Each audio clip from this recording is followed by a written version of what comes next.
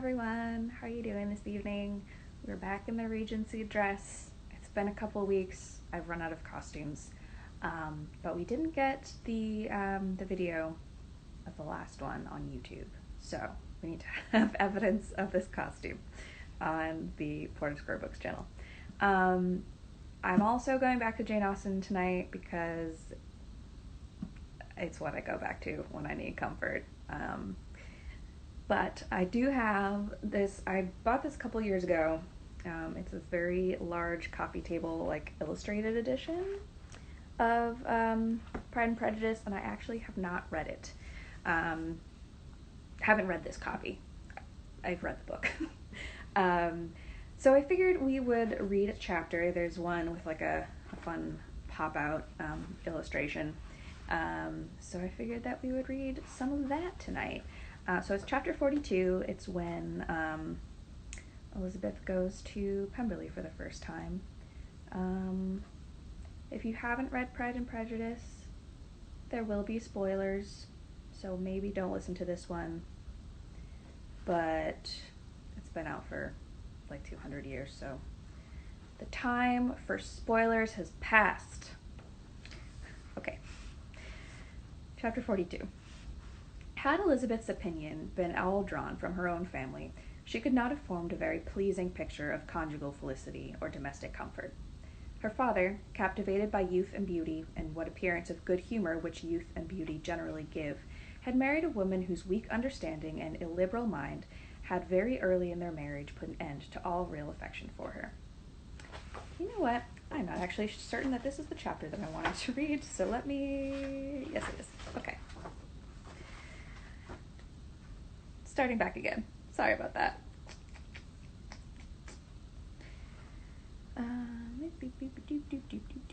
Respect, esteem, and confidence had vanished forever, and all his views of domestic happiness were overthrown. But Mr. Bennet was not of a disposition to seek comfort for the disappointment which his own imprudence had brought on, in any of those pleasures which too often console the unfortunate for their folly or their vice. He was fond of the country and of books, and from these tastes had arisen his principal enjoyments. To his wife he was very little otherwise indebted than as her ignorance and folly had contributed to his amusement. This was not the sort of happiness which a man would in general wish to owe his wife, but where other powers of entertainment are wanting, the true philosopher will derive benefit from such as are given. Elizabeth, however, had never been blind to the impropriety of her father's behavior as a husband.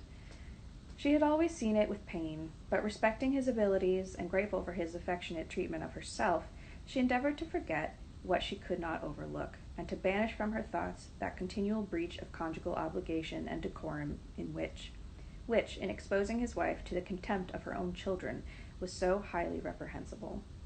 But she had never felt so strongly as now the disadvantages which must attend the children of so unsuitable a marriage, nor never been so fully aware of the evils arising from so ill-judged a direction of talents which, rightly used, might at least have preserved the respectability of his daughters, even if incapable of enlarging the mind of his wife. When Elizabeth had rejoiced over Wickham's departure, she found little other cause for satisfaction in the loss of the regiment. Their parties abroad were less varied than before, and at home she had a mother and sister whose constant repinings at the dullness of everything around them threw a real gloom over their domestic circle.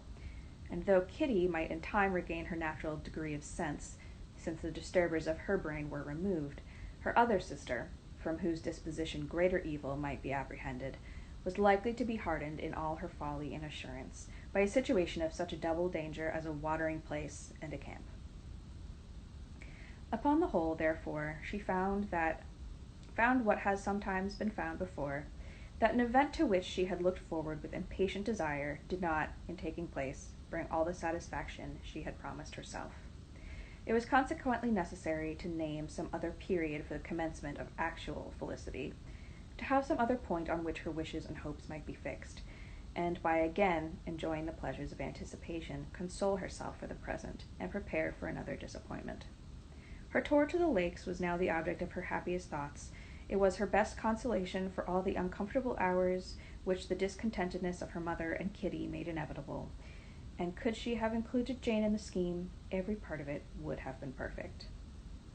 But it is fortunate, thought she, that I have something to wish for. Here the whole arrangement is complete. My disappointment would be certain.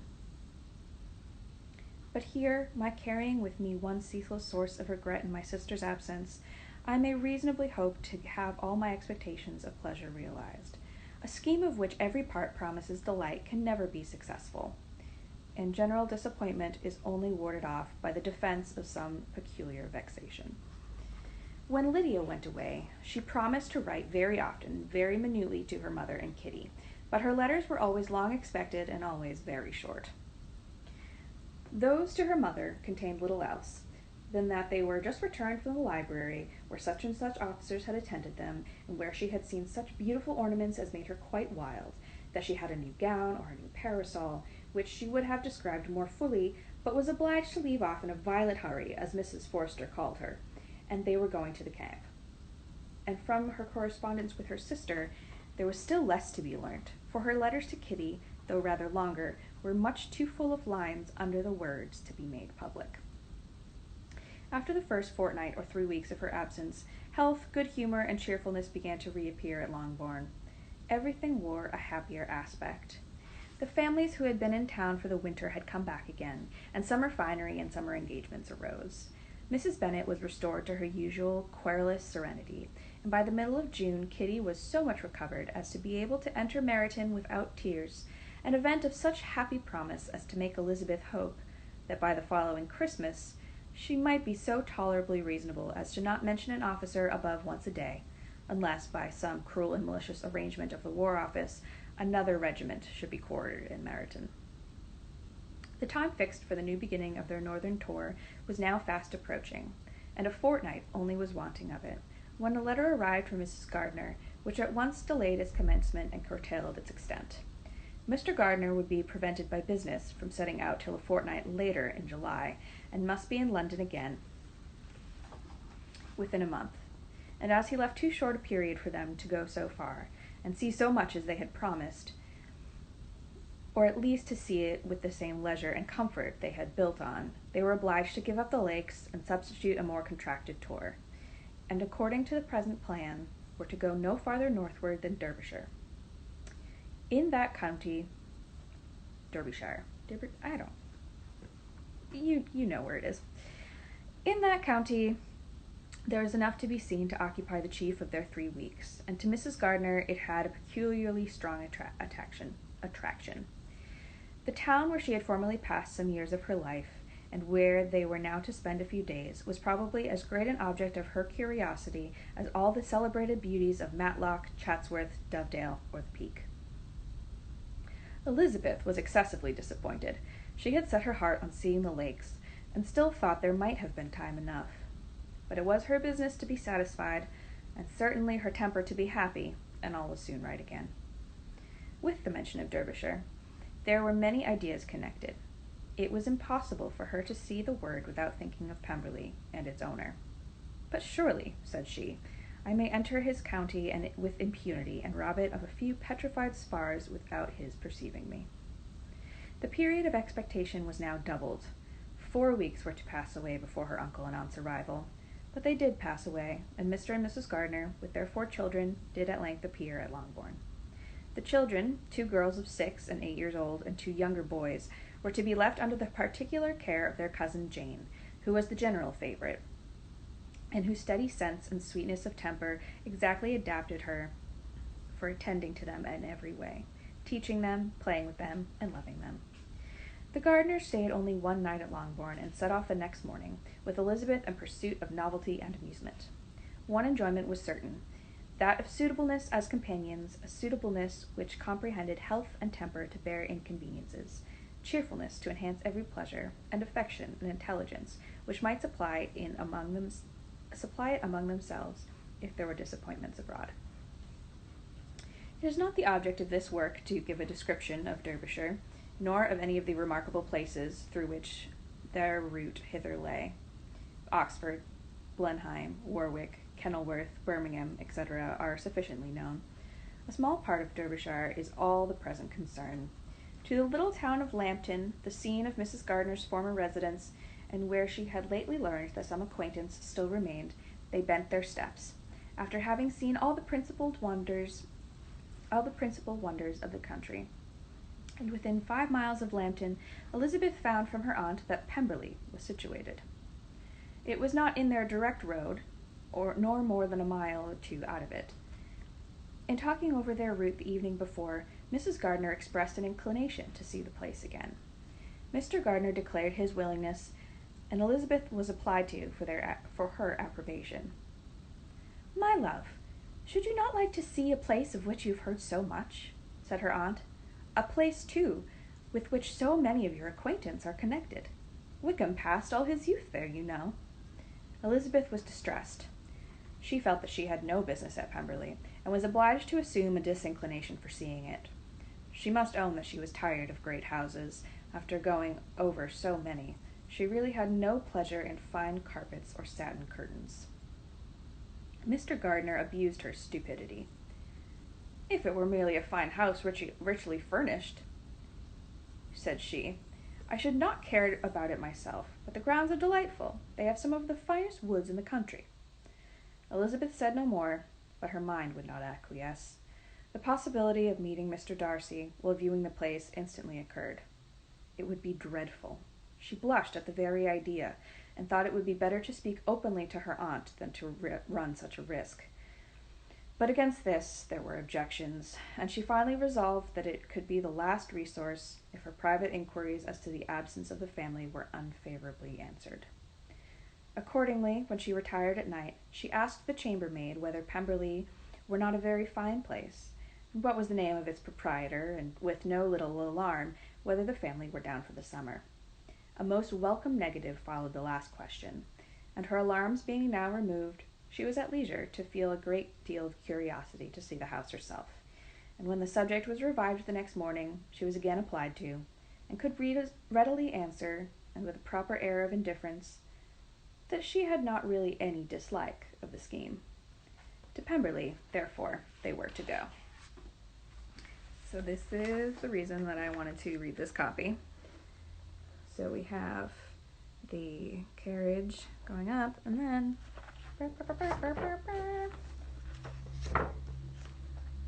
oh, Pemberley. Isn't that cool, kids? Alright, now we continue. Elizabeth, as they drove along, watched for the first appearance of Pemberley Woods with some perturbation, and when at length they turned at the lodge, her spirits were in high flutter. The park was very large and contained a great variety of ground. They entered it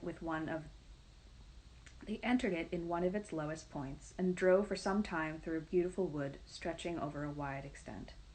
Elizabeth's mind was too full for conversation, but she saw and admired every remarkable spot and point of view.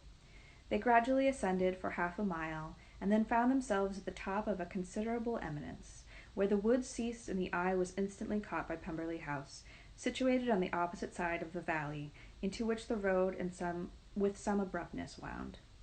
It was a large, handsome stone building, standing well on rising ground, and backed by a ridge of high, woody hills. In front, a stream of some natural importance was swelled into greater, but without any artificial appearance.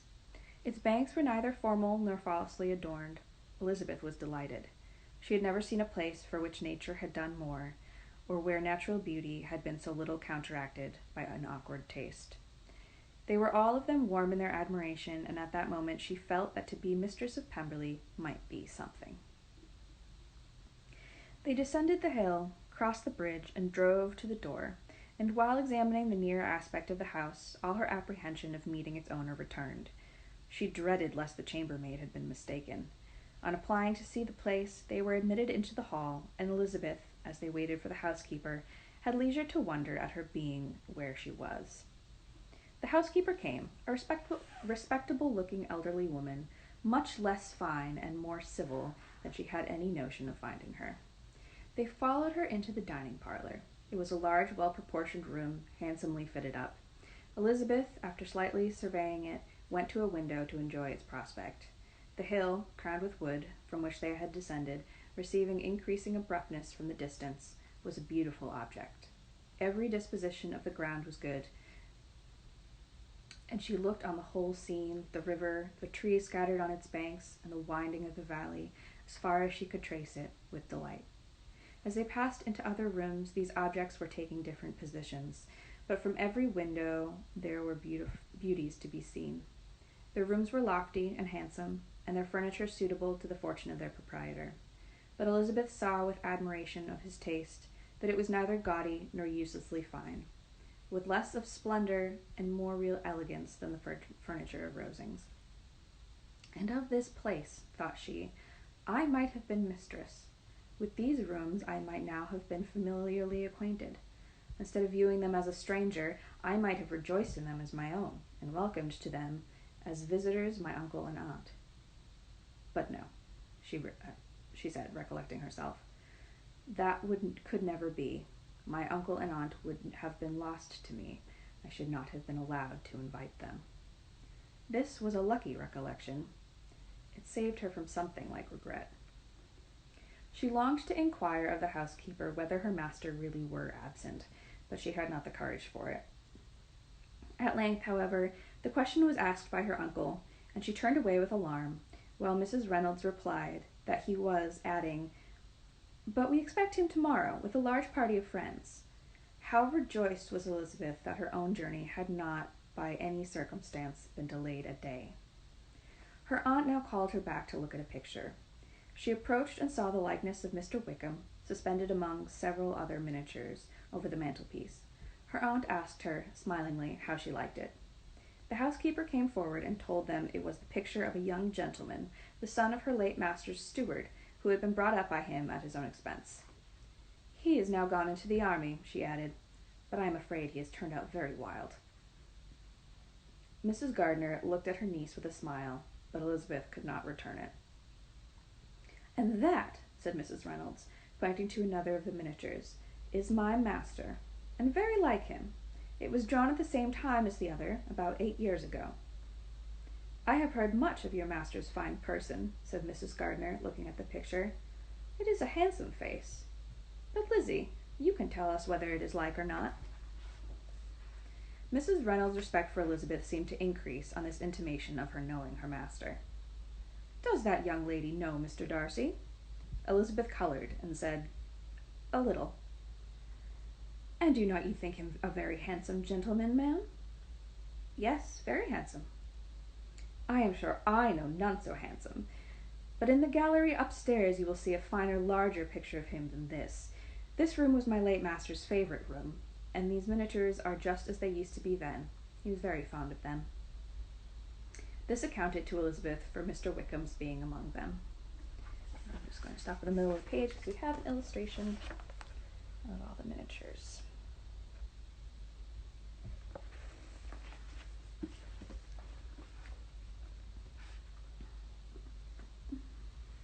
Mrs. Reynolds then directed their attention to one of Miss Darcy, drawn when she was only 8 years old. And is Miss Darcy as handsome as her brother? Said Mr. Gardiner. Oh, yes, the handsomest young lady that was ever seen, and so accomplished. She plays and sings all day long. In the next room is a new instrument just come down for her, a present from my master. She comes here tomorrow with him. Mr. Gardiner, whose manners were easy and pleasant, encouraged her communicativeness by his questions and remarks. Mrs. Reynolds, either from pride or attachment, had evidently great pleasure in talking of her master and his sister. Is your master much at Pemberley in the course of the year? Not so much as I could wish, sir, but I dare say he may spend half of his time here, and Miss Darcy is always down for the summer months. Except, thought Elizabeth, when she goes to Ramsgate. If your master would marry, you might see more of him.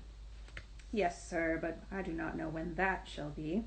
I do not know who is good enough for him. Mr. and Mrs. Gardiner smiled.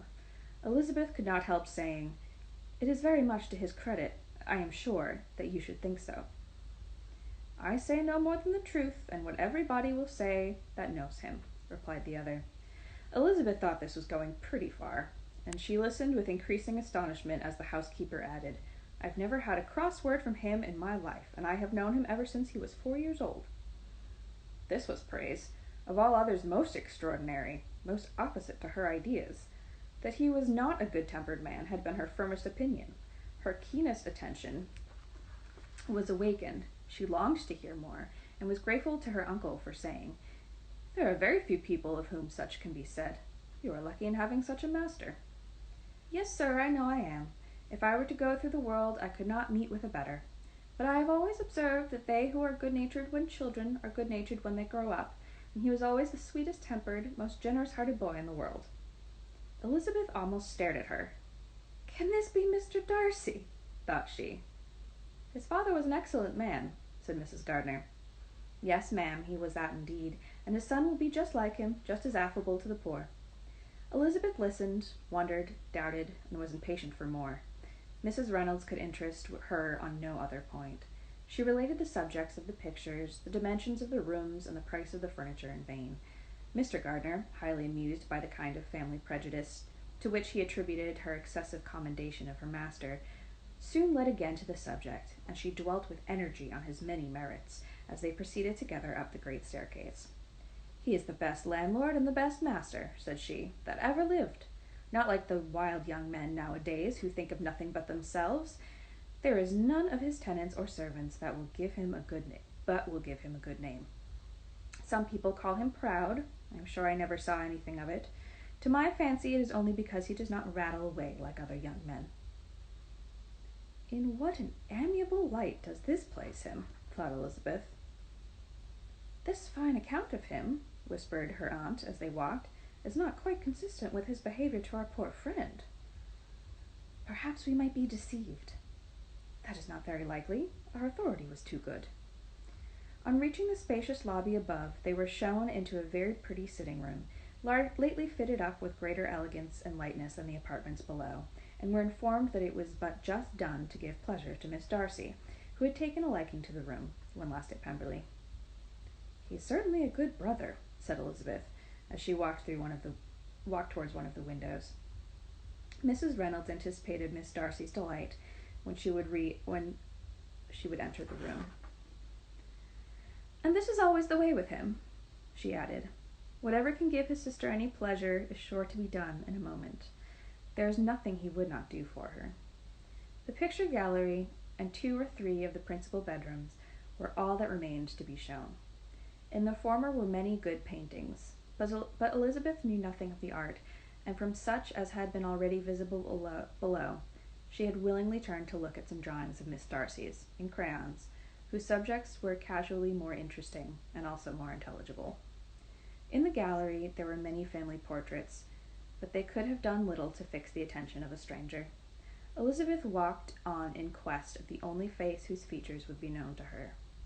At last it arrested her, and she beheld a striking resemblance of Mr. Darcy, with such a smile over the face as she remembered to have sometimes seen when he looked at her. She stood several moments before the picture in earnest contemplation, and returned to it again before they quitted the gallery. Mrs. Reynolds informed them that it had been taken in his father's lifetime. There was certainly at this moment in Elizabeth's mind a more gentle sensation towards the original than she had ever felt in the height of their acquaintance. The commendation bestowed on him by Mrs. Reynolds was of no trifling nature. What praise is more valuable than the praise of an intelligent servant? As a brother, a landlord, a master, she considered how many people's happiness were in his guardianship, how much of pleasure or pain it was in his power to bestow, how much of good or evil might be done by him. Every idea that had been brought forward by the housekeeper was favorable to his character, and as she stood before the canvas on which he was represented, and fixed his eyes upon herself, she thought of his regard with a deeper sentiment of gratitude than it had ever raised before. She remembered its warmth, and softened its impropriety of expression. When all of the house that was open to general inspection had been seen, they returned downstairs, and taking leave of the housekeeper, were consigned over to the gardener, who met them all at the hall door. As they walked across the lawn towards the river, Elizabeth turned back to look again. Her uncle and aunt stopped also, and while the former was conjecturing as to the date of the building, the owner of it himself suddenly came forward from the road which led behind it into the stables. They were within 20 yards of each other, and so abrupt was his appearance that it was impossible to avoid his sight. Their eyes instantly met, and the cheeks of each were overspread with the deepest blush.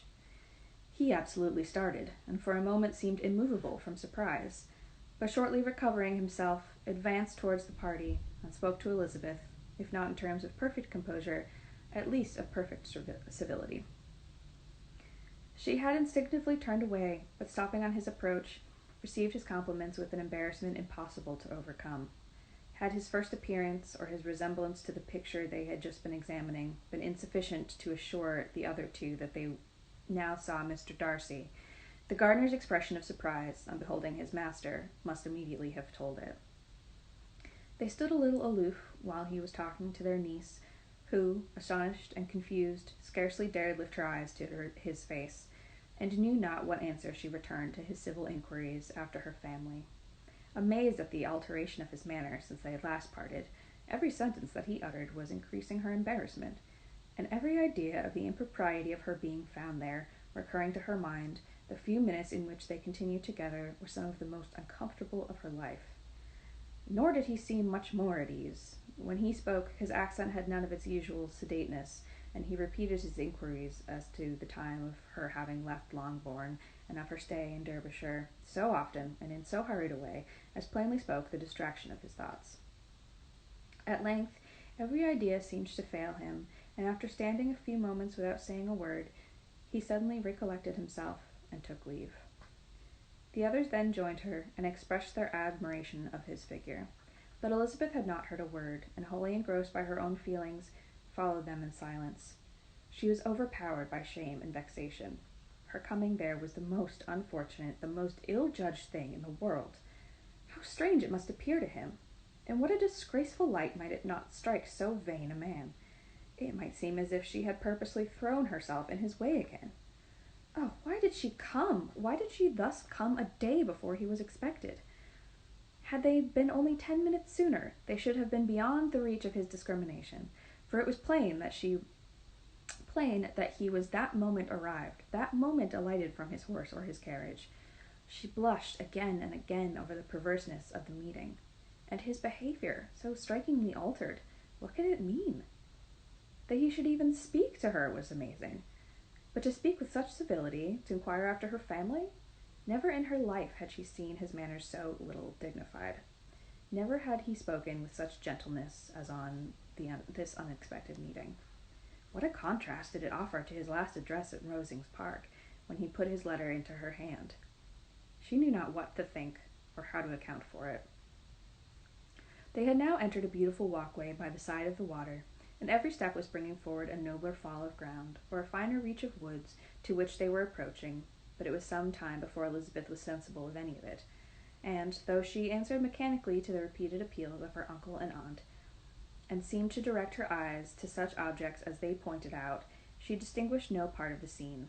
Her thoughts were all fixed on that one spot of Pemberley House, whichever it might be, where Mr. Darcy then was. She longed to know what at that moment was passing in his mind, in what manner he thought of her, and whether, in defiance of everything, she was still dear to him. Perhaps he had been civil only because he felt himself at ease. Yet there had been that in his voice which was not like ease. Whether he had felt more of pain or of pleasure in seeing her, she could not tell, but he certainly had not seen her with composure. At length, however, the remarks of her companions on her absence of mind roused her, and she felt the necessity of appearing more like herself. They entered the woods, and bidding adieu to the river for a while, ascended some of the higher grounds, whence, in spots where the opening of the trees gave the eye power to wander, were many charming views of the valley, the opposite hills, with the long range of woods overspreading many, and occasionally part of the stream. Mr. Gardiner expressed a wish of going round the whole park, but feared it might be some walk.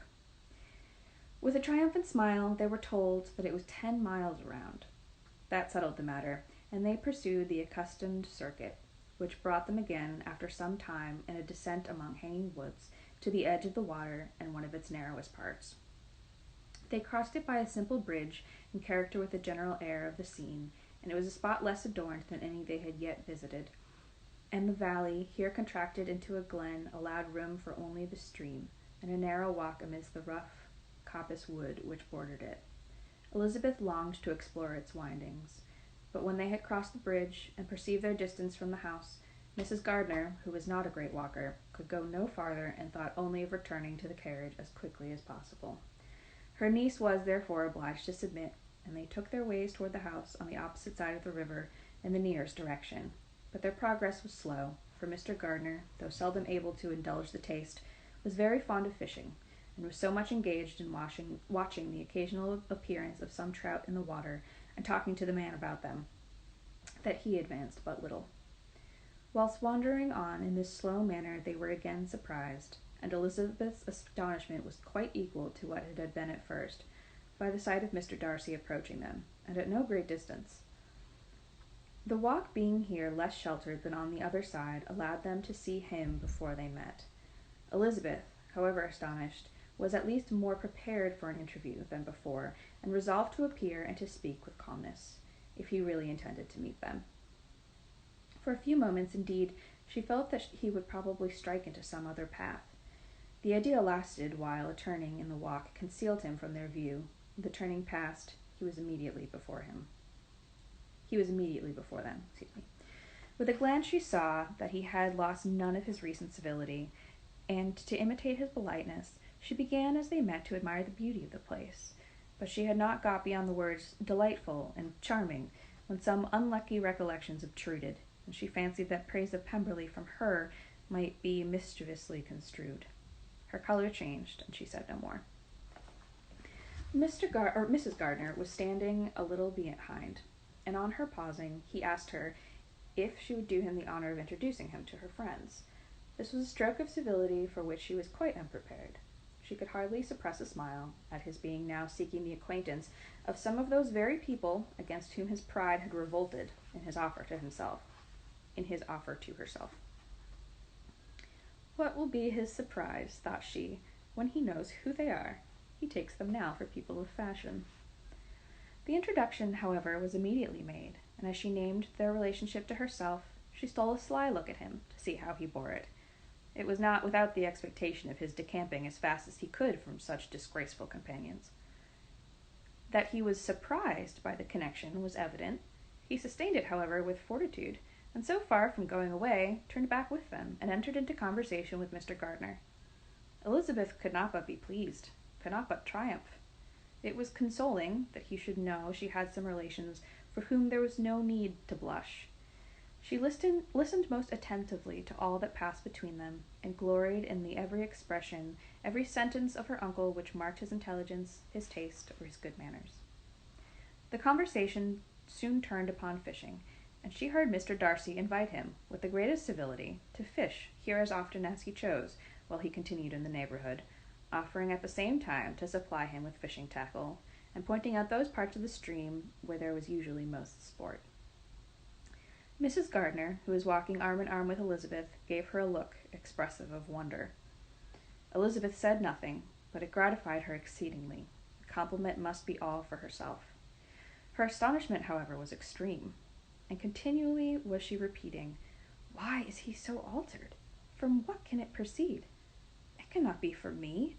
It cannot be for my sake that his manners are thus softened. My reproofs at Hunsford could not work such a change as this. It is impossible that he should still love me." After walking some time in this way, the two ladies in front, the two gentlemen behind, on resuming their places, after descending to the brink of the river for the better inspection of some curious water plant, there chanced to be a little alteration. It originated in Mrs. Gardiner, who, fatigued by the exercise of the morning, found Elizabeth's arm inadequate to her support, and consequently preferred her husband's. Mr. Darcy took her place by her niece, and they walked on together. After a short silence, the lady first spoke. She wished him to know that she had been assured of his absence before she came to the place, and accordingly began by observing that his arrival had been very unexpected. "For your housekeeper," she added, "informed us that you would certainly not be here till tomorrow, and indeed, before we left Bakewell, we understood that you were not immediately expected in the country." He acknowledged the truth of it all, and that business with his steward had occasioned his coming forward a few hours before the rest of the party with whom he had been travelling. They will join me early tomorrow," he continued, "and among them are some who will claim an acquaintance with you, Mr. Bingley and his sisters." Elizabeth answered only by a slight bow. Her thoughts were instantly driven back to the time when Mr. Bingley's name had last been mentioned between them, and if she might judge from his complexion, his mind was not differently engaged.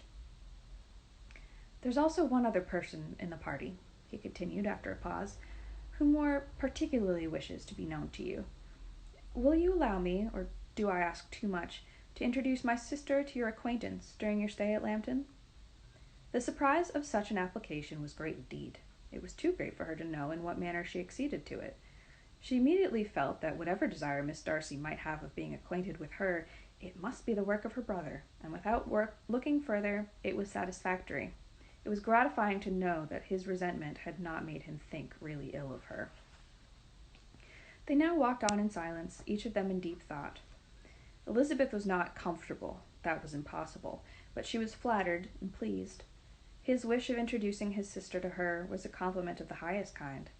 They soon outstripped the others, and when they had reached the carriage, Mr. and Mrs. Gardiner were half a quarter of a mile behind. He then asked her to walk into the house, but she declared herself not tired, and they stood together on the lawn. At such a time, much might have been said, and silence was very awkward. She wanted to talk, but there seemed an embargo on every subject. At last she recollected that she had been travelling, and they talked of Matlock and Dovedale with great perseverance. Yet time and her aunt moved slowly, and her patience and her ideas were nearly worn out before the tete-a-tete was over. On Mr. and Mrs. Gardiner's coming up, they were all pressed to go into the house and take some refreshment, but this was declined, and they parted on each side with the utmost politeness. Mr. Darcy handed the ladies into the carriage, and when it drove off, Elizabeth saw him walking slowly towards the house. The observations of her uncle and aunt now began, and each of them pronounced him to be infinitely superior to anything they had expected. "He is perfectly well behaved, polite and unassuming," said her uncle. "There is something a little stately in him, to be sure," replied her aunt, "but it is confined to his air, and it is not unbecoming. I can now say with the housekeeper, that though some people may call him proud, I have seen nothing of it." "I was never more surprised than by his behaviour to us. It was more than civil, it was really attentive, and there was no necessity for such attention. His acquaintance with Elizabeth was very trifling." "To be sure, Lizzie," said her aunt, "he is not so handsome as Wickham, or rather he has not Wickham's countenance, for his features are perfectly good. But how came he to tell us he was so disagreeable?" Elizabeth excused herself as well as she could, and that she had liked him better when they met at Kent than before.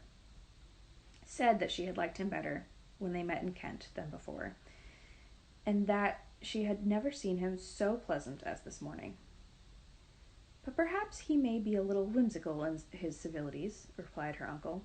"Your great men often are, and therefore I shall not take him at his word about fishing, as he might change his mind another day, and warn me off his grounds." Elizabeth felt that they had entirely mistaken his character, but said nothing. "From what we have seen of him," continued Mrs. Gardiner, "I really should not have thought that he could have behaved in so cruel a way by anybody, as he has done by poor Wickham. He has not an ill-natured look. On the contrary, there is something pleasing about his mouth when he speaks, and there is something of dignity in his countenance that would not give one an unfavourable idea of his heart. But, to be sure, the good lady who showed us the house did give him a most flaming character. I could hardly help laughing aloud sometimes. But he is a liberal master, I suppose, and that, in the eye of a servant, comprehends every virtue."